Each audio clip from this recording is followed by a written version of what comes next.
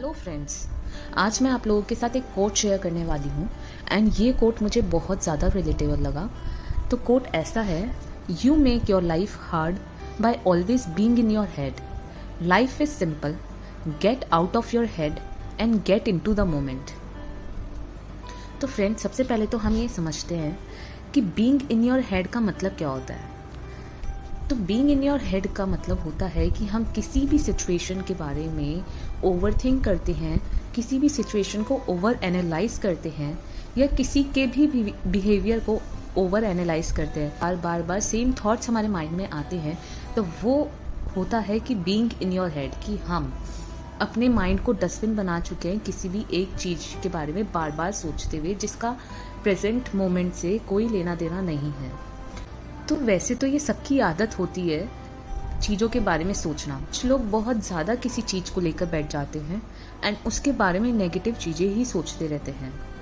ऐसे उस सिचुएशन में से वो चीज़ें डिग करते हैं और उनको एनालाइज करते कि ये मेरे साथ ही ऐसा क्यों हुआ, ये प्रॉब्लम मेरे सामने ही क्यों आई, क्या मैं बिल्कुल भी अच्छा नहीं हूँ। देखिए, मैं कुछ एग्जाम्पल देती हूँ आपको। कुछ लोग ऐसे होते हैं, मान लीजिए किसी फ्रेंड का आपके पास टेक्स्ट नहीं आया कुछ देर के लिए, तो वो सामने वाला पर्सन उस फ्रेंड के बारे में बहुत सारी चीज़ें सोचने लग जाएगा। क्या इसने मुझसे फ्रेंडशिप तोड़ दी, क्या ये मुझसे अब बात नहीं करना चाहता, क्या इसके पास मेरे लिए बिल्कुल भी टाइम नहीं है।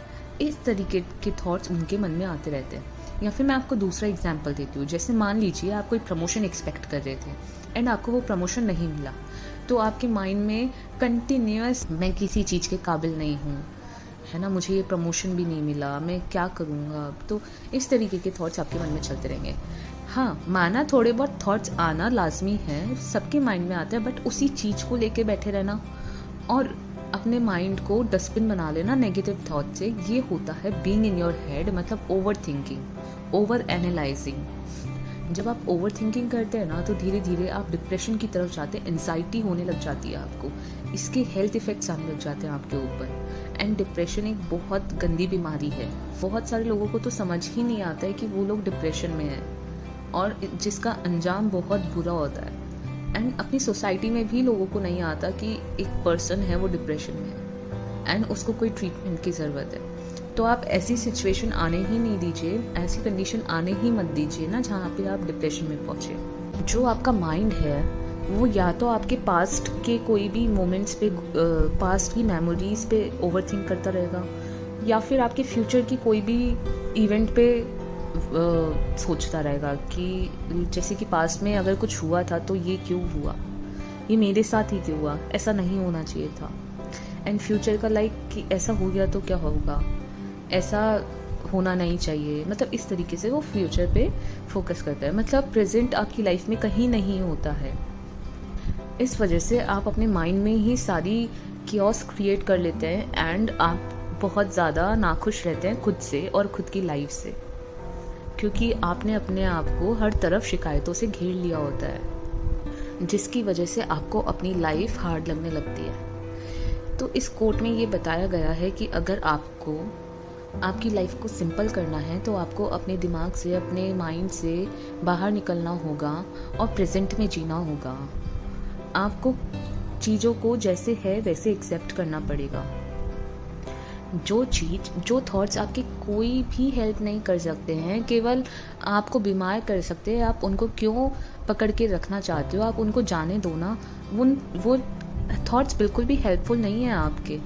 तो जब आप उन थॉट्स को लेट गो करोगे, तभी आप अपनी लाइफ को बेहतर जी सकते हो और प्रेजेंट में जी सकते हो।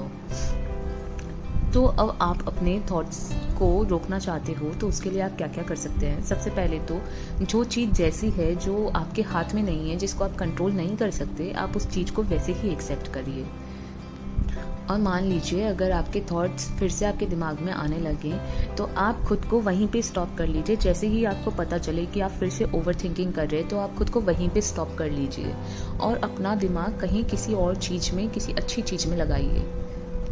आप अपने प्रेजेंट पे फोकस करिए, ना कि किसी भी पास्ट मेमोरी पे। देखिए, पास्ट तो आप किसी भी तरीके से चेंज नहीं कर सकते ना, लेकिन हाँ, आप अपने प्रेजेंट को अच्छा बना सकते हैं और फ्यूचर के लिए काम कर सकते हैं। तो फ्यूचर के बारे में भी मत सोचिए, उस पर काम कीजिए। और पास्ट के बारे में तो बिल्कुल भी मत सोचिए, क्योंकि उसे आप चेंज नहीं कर सकते। आपके हाथ में केवल आपका प्रेजेंट होता है, आप उस पर काम कर सकते हैं, तो आप उस पर फोकस कीजिए।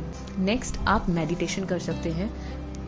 मेडिटेशन आपकी एंजाइटी और आपके डिप्रेशन को दूर करता है, प्लस आपका कंसंट्रेशन बढ़ाता है, आपकी माइंडफुलनेस बढ़ाता है, आपका प्रेजेंट पे फोकस ज़्यादा बढ़ाता है। हो सकता है कि मेडिटेशन करते समय आपको स्टार्टिंग में आपका माइंड इधर उधर जाए, बट धीरे धीरे आपका माइंड स्थिर होने लग जाएगा एंड आप एक जगह पे फोकस करने लग जाएंगे।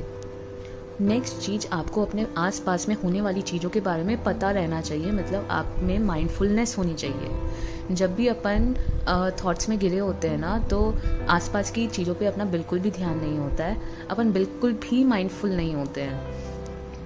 आप बार बार प्रॉब्लम की जगह उस प्रॉब्लम के सल्यूशन को देखिए ना। आप मतलब ये मत देखिए कि ये आपके साथ ही क्यों हुआ। आप इस चीज़ को देखिए, इस चीज़ को एनालाइज करिए कि आपके साथ ऐसा क्यों हुआ, मतलब उसके पीछे रीज़न क्या था, ताकि आप उसे अब आगे रिपीट होने से रोक सके, मतलब वो सिचुएशन को दोबारा आने से रोक सके। आपको ऐसा क्या चेंज खुद में करना चाहिए।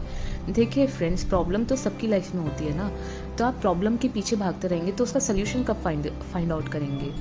हमेशा अपने को सोल्यूशन पे फोकस करना चाहिए कि कैसे किसी प्रॉब्लम का आप किसी भी तरीके से सोल्यूशन निकाल सकते हैं।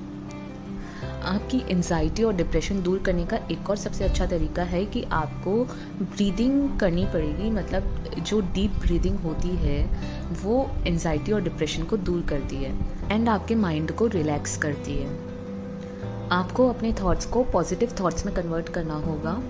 आपको थोड़ा सा टाइम लगेगा इन चीज़ों को, बट आप कॉन्शियसली जब इन चीज़ों को करेंगे तो आपको बिल्कुल भी डिफ़िकल्टी नहीं होगी एंड धीरे धीरे कॉन्स्टेंटली करते करते आप अपने नेगेटिव थॉट्स को पॉजिटिव थॉट्स में चेंज कर लेंगे।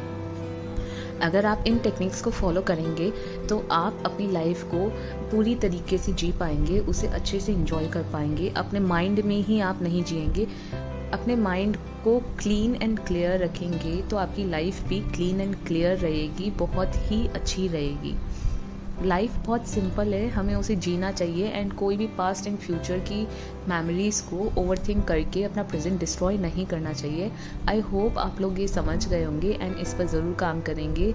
Over thinking and overanalysing चीज़ को बहुत से लोग जल्दी से एक्सेप्ट नहीं करते हैं कि वो लोग इस चीज़ को कर रहे हैं, बट अपने में से मेजरली बहुत सारे लोग ऐसे हैं जो इस चीज़ की आदत में आ गए हैं। ओवर थिंकिंग उनकी आदत में आ गया है। तो पहले तो ये रिकॉग्नाइज़ करो कि हाँ आप ओवर थिंकिंग करते हो एंड फिर आप उस चीज़ को चेंज करिए। देखना आपकी लाइफ बहुत ज़्यादा इंटरेस्टिंग एंड बहुत ज़्यादा हैपनिंग हो जाएगी।